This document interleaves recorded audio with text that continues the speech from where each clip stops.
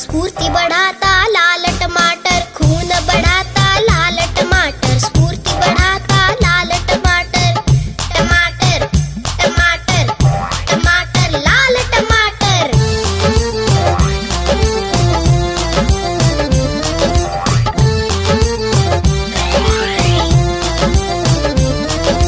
स्वस्थ बनाता लाल टमाटर, मस्त बनाता लाल टमाटर, स्वस्थ बनाता लाल टमाटर, मस्त बनाता लाल टमाटर।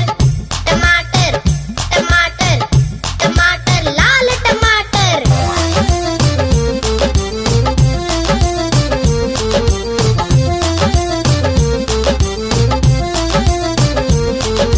हम खाएंगे लाल टमाटर, बन जाएंगे लाल टमाटर। हम खाएंगे लाल टमाटर, बन जाएंगे लाल टमाटर। टमाटर टमाटर टमाटर लाल टमाटर।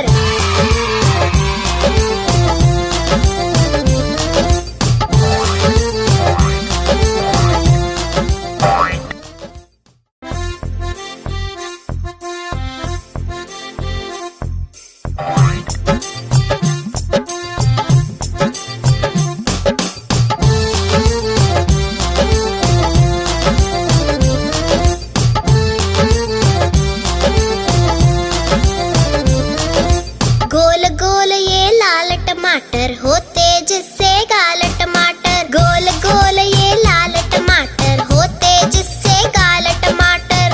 टमाटर टमाटर टमाटर लाल टमाटर।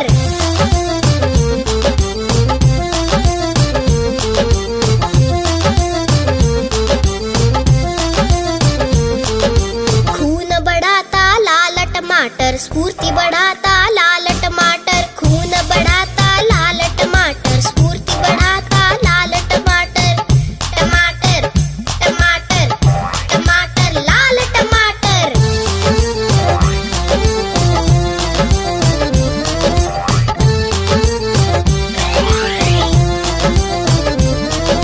स्वस्थ बनाता लाल टमाटर, मस्त बनाता लाल टमाटर, स्वस्थ बनाता लाल टमाटर, मस्त